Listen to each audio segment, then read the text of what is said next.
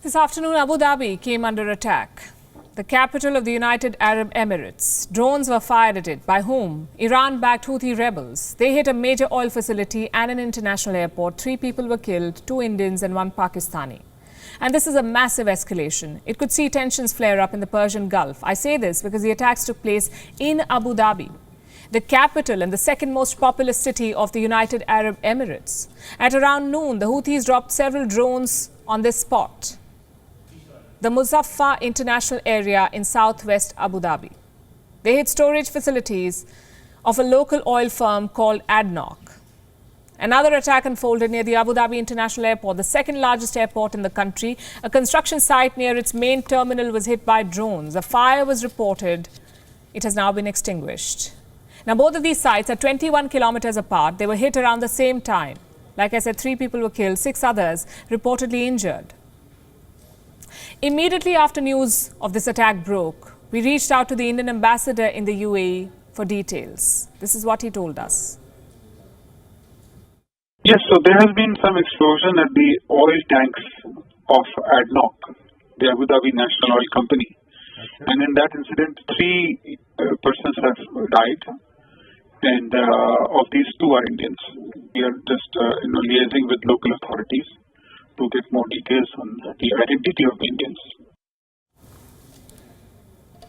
Now, this is a serious escalation. The sites attacked were barely 10 kilometers from the American and Saudi embassies in Abu Dhabi and 20 kilometers away from the palace of the UAE's president, Khalifa bin Zayed Al Nahyan.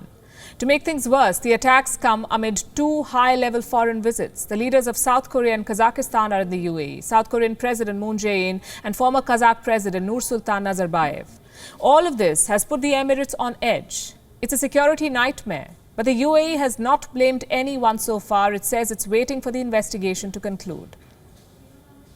Any comment at all on the suspected attack on ADNOC? Investigation is on. Let's wait for the investigation, and the police will issue an. The UAE may have chosen to remain silent, but in Yemen, the Houthis have already claimed responsibility for the attacks. Shortly after the drones were dropped, Yahya Sari, the military spokesperson of the Houthis, said that they'd launched what they called a military operation deep in the UAE. Now, the Houthis, as you may know, are a Shia rebel movement based in Yemen, a Shia rebel group. They've been fighting Yemen's Sunni majority government since 2004. This is a proxy war between Saudi Arabia and Iran now. Saudi Arabia supports the government of Yemen. Iran backs the rebel Houthis. What do the Houthis want? To end Saudi influence in their country and to establish a Shia government. Arab nations see this as a threat to regional security and stability. So they've been fighting the Houthis under a coalition since 2015. Iran, which is a sole Shia powerhouse in the region, funds the Houthis and helps them carry out attacks in Saudi Arabia and the UAE, or so they say. Today's attack is one such. In July 2018, the Houthis targeted the Abu Dhabi airport in a similar fashion. They dropped 3 drones on the airport, bringing operations to a brief halt. The UAE refused to acknowledge that attack.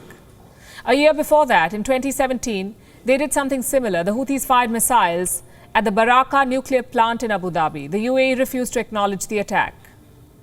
And just 2 weeks back, on the 3rd of January, the Houthis seized an Emirati ship in the Red Sea. Again, the UAE pretended like none of this had happened.